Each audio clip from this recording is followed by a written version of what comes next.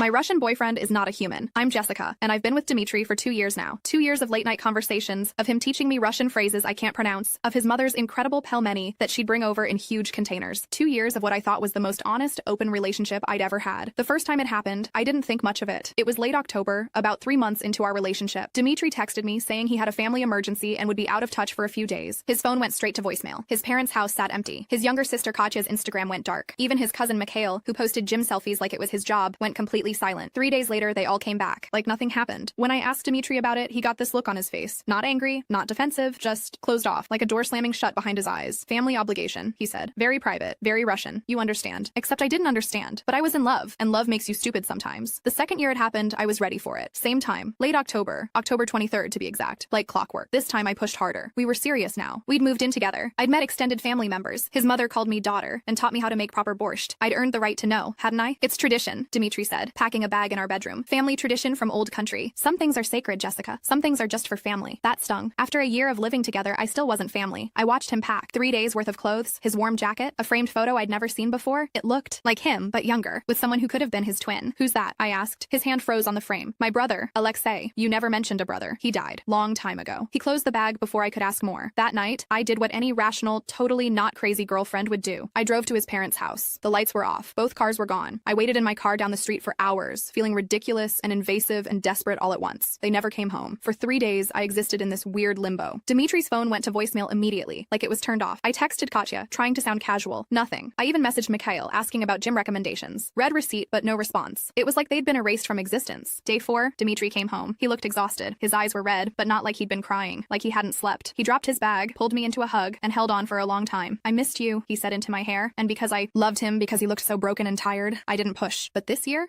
was different. We were talking about marriage. He'd been hinting at it for months, meeting with a jeweler, asking subtle questions about what I liked. His mother had started talking about wedding traditions, whether we'd do Russian Orthodox ceremony or American. So when October rolled around again, when October 23rd approached like a thundercloud on the horizon, I made my position clear. If we're getting married, I need to know, I said. No more secrets. We were in the kitchen. He was making tea, that strong black Russian tea he drank constantly. His back was to me, but I saw his shoulders tense. Jessica, I mean it, Dmitry. I love you. I want to marry you. But I can't marry into a family that disappears into thin air once a year and won't tell me why. The silence stretched out. The kettle whistled. He poured water into 2 cups, the steam rising between us like a wall. It will change things, he said finally. Once you know, you cannot unknow. You understand? My heart started racing. I understand. He turned around. His blue eyes looked almost gray in the kitchen light. Okay, this year, you come with us. I should have felt victorious. I should have felt relieved. Instead, a cold feeling settled in my stomach. The next week crawled by. Dmitry was different. Distracted. He'd stare at nothing for long stretches. I'd catch him looking at me with this expression I couldn't read. Sad, maybe. Or regretful. His mother came over for dinner and barely spoke to me. She who usually talked my ear off about everything, who treated me like family, suddenly became formal and distant. When she left, she kissed my forehead and said something in Russian that made Dmitry snap at her. What did she say? I asked after she left. She said, she will pray for you. That's nice. No. He looked at me seriously. She means she will pray for you because of what you will see. I laughed nervously. You guys are really building this up. Is this some weird Russian cult thing? Are you going to sacrifice me in the woods? He didn't laugh. October 23rd arrived cold and gray. I packed my bag with hands that shook slightly. Dmitry was quiet as we loaded the car. His parents pulled up in their old Mercedes, Katya in the back seat. Mikhail arrived on his motorcycle. One by one, the family assembled. No one spoke much. We formed a convoy, 3 cars heading north out of Chicago into Wisconsin, then further north into Michigan's Upper Peninsula. The landscape got emptier. Trees pressed in from both sides of the highway. Small towns appeared and disappeared like memories. I tried calling my best friend Melissa before we got too far out, just to check in. Dmitry's hand covered mine, gently pulling the phone down. No contact with outside for 3 days. Part of the rules. Rules? You will understand soon. We drove for 7 hours. My back ached. The sun set, painting the sky orange and purple through the trees. We were so far north now that I'd lost cell signal an hour ago. Finally, we turned off the highway onto a dirt road. Then from that dirt road to a smaller one. Then onto what was barely a path, just 2 tire tracks through dense forest. We ended up at a gate. A serious gate. 8 feet tall, topped with barbed wire. Security cameras. A keypad. Dmitry's father got out and entered a code. The gate swung open with a mechanical groan. Dmitry, I said slowly. What is this place? Private facility, he said. Very expensive. Very secret. We drove through. The gate closed behind us with a clang that felt final. The road opened into a clearing. In the center sat a large building. Not quite a hospital, not quite a house. Something in between. Gray concrete, small windows, more security cameras. Lights glowed from inside, warm against the cold October darkness. A woman came out to meet us. Older, white hair in a tight bun, wearing scrubs. She greeted Dmitry's father in Russian, hugged his mother, then looked at me. This is Jessica, Dmitry said in English. My fiancé. She is here to meet Alexei. My mind went blank. Alexei? Your brother Alexei? You said he died. No, Dmitry said quietly. I said he was gone long time ago. I never said died. The woman, whose name was Irina, led us inside. The place was nicer than I expected. Clean, warm. It smelled like pine and something medicinal. We walked down a hallway hallway with several doors, all closed. We are only facility, Irina explained in accented English. Only patient is Alexei. Family pays for everything. Private care, private staff, private security. No records, no paper trail. No one knows he is here. Why? My voice came out as a whisper. No one answered. We stopped at a door at the end of the hall. Dimitri's mother was crying silently, tears running down her face. His father looked like he'd aged 10 years in the walk from the car. Katya wouldn't look at me. He will not know you, Irina said gently. He knows family, but not always. Some days are better than others. She opened the door. The room was large and comfortable. A bed, a desk, a television playing some Russian program on mute. Bookshelves lined one wall. Photos covered another. Family photos, old and new. A window looked out onto the dark forest. In a wheelchair by the window sat a man who looked exactly like Dimitri. Same height, same build, same bone structure, but his eyes were different, vacant. He stared out the window, rocking slightly, humming tunelessly. Alexei, Dimitri's mother said softly, approaching him. She knelt beside the wheelchair, took his hand. My son, my beautiful boy, we are here. Alexei turned his head. For a moment, his eyes focused on her face. Something like recognition flickered there. Mama, he said. His voice was rough, unused. She sobbed. His father came over, put his hand on Alexei's shoulder. Katya sat on the bed, crying quietly. Dimitri stood beside me, ramrod straight. He is why we come, he said. He is why we disappear. 3 days, every year, we come to be with him. What happened to him? I asked. Later. First, we visit. The next hours were surreal. The family talked to Alexei like he was fully present. They showed him photos on their phones, told him about their lives, asked him questions he mostly didn't answer. Sometimes he'd smile, sometimes he'd say a word or two. Mostly he rocked and hummed and stared. They were so gentle with him, so patient. Dimitri's father fed him dinner, carefully, wiping his mouth between bites. His mother brushed his hair, singing a Russian lullaby. Katya read to him from a book in Russian. Dimitri just sat beside him, holding his hand. I felt like an intruder. This was sacred space, intimate grief. I didn't belong here. Eventually, Irina came to give Alexei his evening medications. The family said goodnight. Dimitri kissed his brother's forehead, said something in Russian that made Alexei's eyes focus briefly. He looks like you, Alexei said clearly. My brother looks like me. Da, Dimitri said. We are same, but I am broken one. No, Alexei. You are loved one. We left him there in his room, Irina staying to help him to bed. The family walked back to the main area in silence. This part of the facility had a kitchen, bedrooms for visitors, a living space. We'd be staying here for 3 days. Once we were settled, tea made, everyone sitting around a large wooden table. Dimitri's father finally spoke. You want to know story? He said to me. It wasn't a question. I nodded. He sighed, pulled out a cigarette, lit it despite Irina's no-smoking rules. His wife didn't stop him. Alexei's older twin, he began. 7 minutes older than Dimitri. They were born in Moscow, 1989. Year of change. Year of chaos. Soviet Union falling apart. Everything changing. He paused, drawing on the cigarette. I worked for government then, not politician. Not important, man. But I did work. Work that needed to be secret. You understand? I nodded, not really understanding. After Soviet Union fell, many secrets came out. Many people who did secret work became targets. Men I worked with, some disappeared. Some had accidents. Some went to prison on made-up charges. Russia was finding scapegoats. Finding people to blame for old sins. His wife put her hand over his. We had to leave, she said. Come to America. Start over. Dimitri and Alexei were 12 years old. Smart boys. Good boys. They learned English fast, made American friends. They became American. But Alexei, he was always more sensitive, Dimitri's father continued. More thoughtful. He asked questions. About Russia. About why we left. About what I did there. Katya spoke up. I was just little girl, but I remember Alexei always trying to protect us. Always worried about keeping secrets. Always scared someone would find out. Find out what? I asked. The silence was heavy. Dimitri's father stubbed out his cigarette. I was involved in things I am not proud of. Intelligence work during Cold War. Then after, during transition, I provided information. To Americans, to British, to anyone who paid.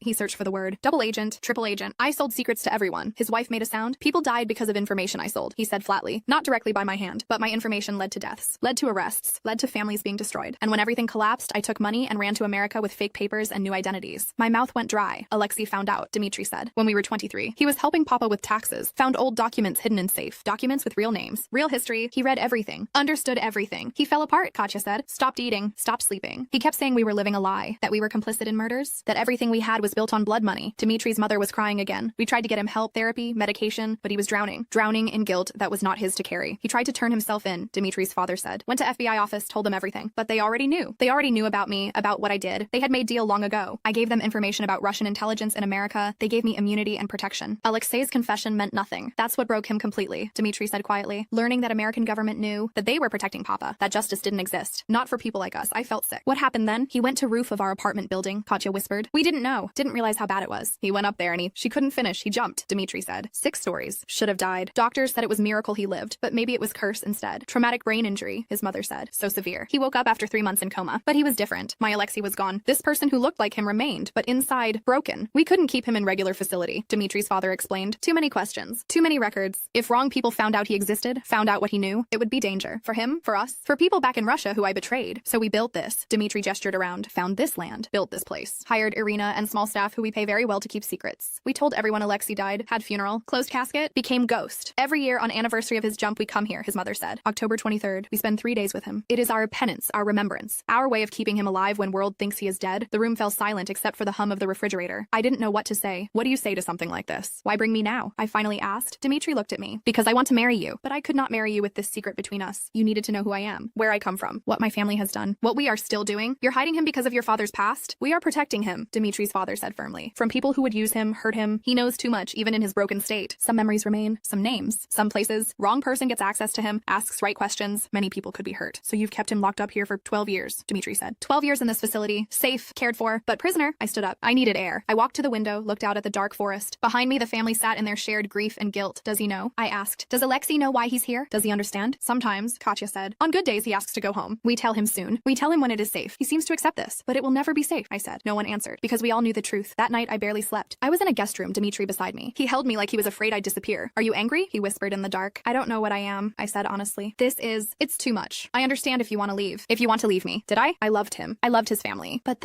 your father sold secrets that got people killed, I said. And now your brother is paying the price. Yes, that's not fair. No, nothing about this is fair. We lay in silence. Do you ever think about turning him in? I asked. Your father? Every day, Dimitri said. But he is my father. And he is old now. Sick. What would it accomplish? Alexei would still be broken. Dead people would still be dead. There is no justice here. Only survival. The next day felt surreal. We fell into a routine. Breakfast together, then hours spent with Alexei. The family rotated. Someone always with him. Talking, reading, playing music. They brought movies he liked, books, photos. They treated it like a normal visit, like he was in a regular hospital recovering from something temporary. But nothing about this was temporary. I spent time with Alexei too. Sat beside him. Tried to talk to him. Sometimes he'd look at me with clear eyes. You are new, he said once. Yes, I'm Jessica. Dimitri's girlfriend. Dimitri, he smiled. My brother. We were same before? I know, but I broke. He tapped his head. Broke in here? Now we are different. Do you remember what happened? His eyes went distant. I remember falling, flying. For a moment I flew. Like I was free from everything. From knowing. From guilt. I was just flying. Tears ran down his face. Then I woke up. And I was still in cage. Different cage, but still cage. I held his hand. What else could I do? On the second night, after Alexei was asleep, the family gathered again. Dimitri's father was drinking vodka. Not a lot. Just enough to soften edges. You think I am monster, he said to me. I don't know what to think. Good. You should not know. World is not simple. During Cold War, everyone was spy for someone. Everyone was betrayer. Everyone was traitor. I played game to survive. To keep family alive. To give my children future. And look at cost, his wife said bitterly. One son broken. Other son living lie. Daughter who cannot have normal relationship because she is always hiding. This is future you gave us, he flinched. I know. Do you? She was angry now. Years of suppressed rage boiling up. Do you know what it is like to visit ghost of your son every year? To see him trapped in body that does not work? Brain that does not work? To know he did this because he could not live with your choices? Enough, Dimitri said. No, she snapped. Not enough. Never enough. We pretend everything is fine. We come here 3 days per year and pretend we are good family visiting sick son. But we are cowards, all of us. Cowards who let Alexei take punishment for sins that were not his. She stood up, shaking. Katya tried to grab her arm, but she pulled away. She stormed out of the room. Dimitri's father sat there, looking old and broken. She is right, he said. We are cowards. He poured another vodka, drank it in one swallow, stood up and walked out the opposite door. Just like that, the family fractured. Katya looked at me. Now you see, this is why we disappear. This is why we come here. Every year, same thing. We fall apart, we blame. We cry, we rage. Then we put pieces back together and go home and pretend for another year. This is what you wanted to marry into, Dimitri said to me. Not accusing, just stating fact. That night, I found Dimitri's mother outside, smoking a cigarette even though she'd quit years ago. I am sorry you saw this, she said. I sat beside her on the cold bench. I asked to know. Knowing is heavy burden. She drew on the cigarette. I loved my husband. Still love him even now, but I hate him too. He gave us everything and took everything away. Both at same time. Why do you stay? Where would I go? And who would I be without him? We have been together since we were young. Since before everything went wrong. He is not just man who did terrible things. He is also man who held my hand during childbirth, who read stories to our sons, who taught Katya to ride bicycle. People are not simple. Alexei couldn't accept that. No. Alexei saw only black and white. Right and wrong. He inherited his father's intensity, but not his flexibility. He broke against hardness of truth. She stubbed out the cigarette. You want my advice? Run. Run far from this family. Find normal man with normal problems. Have normal life, but you didn't run? I am Russian. We do not run from suffering. We embrace it. It makes us who we are. She looked at me. But you are American. You still believe in happiness, in fresh starts, in clean slates. Do not let us infect you with our darkness. The third day was quieter. Everyone was tired. Tired of emotions, tired of truth, tired of each other. We spent the day with Alexei. All of us together. We watched old Russian films, ate food his mother had cooked, played music. For a few hours, we pretended to be normal family having normal visit. Alexei was having a good day. He was more present, more responsive. He laughed at jokes. He asked questions. For moments, I could see who he used to be before everything broke. Jessica, he said in the afternoon. You seem kind. Thank you. My brother found someone kind. That is good. He deserves kind. So do you. He shook his head. I deserve this. I deserve to be here. Away from world. I know too much. I am dangerous. You're not dangerous. You're hurt. Sometimes same thing. As the sun set on the third day, the family said their goodbyes. His mother cried. His father stood stoically. Katya kissed his cheek. Dimitri held his twin brother for a long time. Next year, Dimitri promised. We will come back next year. I know, Alexei said. You always come back. It is only thing I trust. We packed up, loaded the cars. Irina walked us out. He will be okay? Dimitri's mother asked. He is always okay, Irina said gently. We take good care. As we drove away, I watched the facility disappear behind us. The gate closed. The forest swallowed it. Within minutes, it was like it never existed. The drive back was silent. Everyone lost in their own thoughts. Dimitri held my hand the entire way. Sometimes he'd squeeze it gently, like he was checking I was still there. When we finally got back to Chicago, back to our apartment, back to normal life, I felt like I'd been gone for months instead of 3 days. Dimitri made tea. We sat at our kitchen table, the same table where, a week ago, I demanded to know the truth truth. Well, he said, now you know, now I know. And I looked at this man I loved, this man who carried his brother's ghost, who disappeared 3 days every year to visit a living tomb, who was built from lies and secrets and blood money, but who had been nothing but honest and gentle with me. And I need time, I said, to process, to think. He nodded. I understand. But Dimitri, your father, what he did, the people who died because of him, doesn't that matter? Of course it matters. It matters every day. But what would you have me do? Turn in my own father? Send him to prison? It would not bring back dead, would not heal Alexei, would only destroy what is left of family. So you do nothing. We do penance. Every year, 3 days. We face what we have done, what has been done to us. We do not run from it. We do not forget. Is that nothing? I didn't have an answer. The days that followed were strange. I went to work, came home, cooked dinner, watched television, everything normal on the surface. But underneath, everything had changed. I couldn't stop thinking about Alexei, trapped in that facility. His mind broken by truths he couldn't reconcile, his body broken by a fall that should have freed him. I couldn't stop thinking about Dimitri's father, living with guilt, living with privilege bought by betrayal, getting to grow old while others died young. I couldn't stop thinking about the family, how they'd built entire lives around one tragedy, one secret, how they disappeared once a year to tend to their hidden shame. Melissa called. We met for coffee. I couldn't tell her anything. How do you explain this? You seem different, she said. Did something happen with Dimitri's family? Just got to know them better. And families are complicated, she laughed. That's the understatement of the century. If only she knew. 2 weeks passed. Dimitri didn't push, didn't ask, just waited. Finally one night I sat him down. I need to know something, I said. When you started dating me, when you asked me to be your girlfriend, did you have an agenda? He looked confused. What do you mean? Your father said he needed to look legitimate. American girlfriend, American wife. Does that help somehow? With his cover? With whatever he's hiding from? Understanding dawned on his face. Then hurt? You think I dated you as part of what family scheme? I'm asking. He stood up paced. Jessica, I met you at coffee shop. You spilled latte on my laptop. You were mortified. I thought you were beautiful. That is how we started. Not secret plot. Not family agenda. Just me seeing you and wanting to know you. But later, after we got serious. Did your family see advantage? He stopped pacing. Looked at me directly. My father mentioned, yes, that having American wife would be good. Would make me look more established. More legitimate. Would help with citizenship. But that was after I already loved you. That was not why I proposed. Are you sure? Am I sure why I love you? He looked almost angry now. You think I'm like my father? Playing games? Using people? I think you're your father's son. I think you learned from him. That landed hard. He sat back down, put his head in his hands. Maybe you were right, he said quietly. Maybe I'm more like him than I want to admit. Maybe I am capable of same things. Using people, lying, surviving at any cost. That's not what I want to hear. But maybe it is truth. He looked up. I spent my whole life trying to be different from him. Trying to be good, honest, clean. But then I remember, I hide my brother's existence. I let my father get away with murder, essentially. I disappear 3 days per year to maintain elaborate lie. What does that make me? Human, I said. It makes you human. Or coward. Like my mother said. We sat in silence. I can't marry you, I said finally. Not yet. Not until I understand what I'm signing up for. He nodded. I understand. But I don't want to break up either. I